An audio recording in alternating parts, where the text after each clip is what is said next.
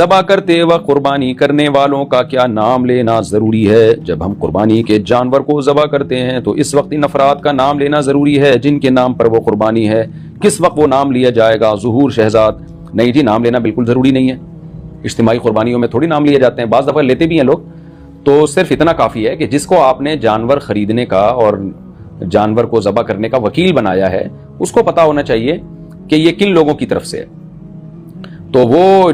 اس کو لوگ پہلے پیسے دے دیتے ہیں محلے والے کہ بھائی میرا بھی ایک حصہ ڈال دینا۔ تو جو اس جانور کو لایا ہے، رکھوالی کر رہا ہے، تو اس کو پتا ہوتا ہے کہ جی 7 آدمیوں کا فلاں فلاں کا اس میں حصہ ہے، تو وہ سب کی طرف سے وکیل ہے، بس اس کی نیت کافی ہے،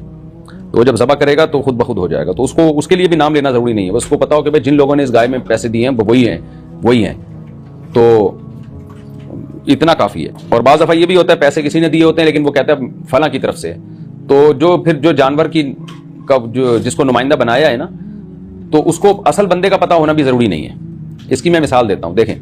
جیسے مجھے ایک شخص نے کہا، زید نے کہا کہ مفتی صاحب ایک حصہ فلاں گائے میں جو آپ خریدنے جا رہے ہیں یا اپنی گائے خریدنے جا رہے ہیں، میں کیونکہ ابھی جا رہا ہوں اپنی گائے خریدنے لیکن میری گائے میں حصہ نہیں ہے،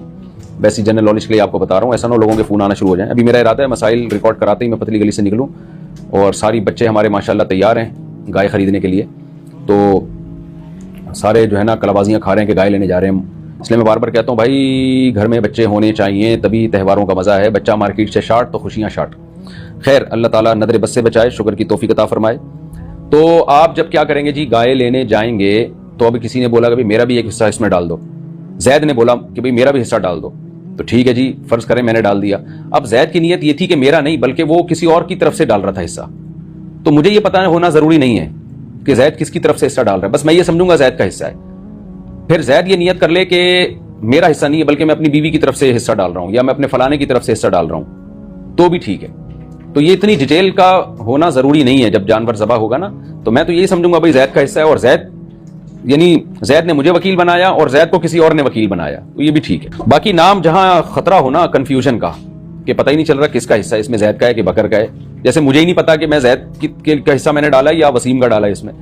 تو مجھے ہی نہیں پتا، تو پھر تو کنفیوژن ہو جائے گی نا، عین موقع پہ لوگ کھڑے ہو جائیں گے کہ بھائی وہ کہے گا میرا حصہ ہے، میں کہوں گا مجھے تو یاد ہی نہیں کہ آپ کا حصہ ہے یا اس کا حصہ ہے، اس سے قربانی میں مسئلہ ہو سکتا ہے۔ تو اس لیے نام لے لیا جائے تو افضل ہے، زیادہ بہتر ہے، تاکہ لوگوں کی کنفیوژن دور ہو جائے۔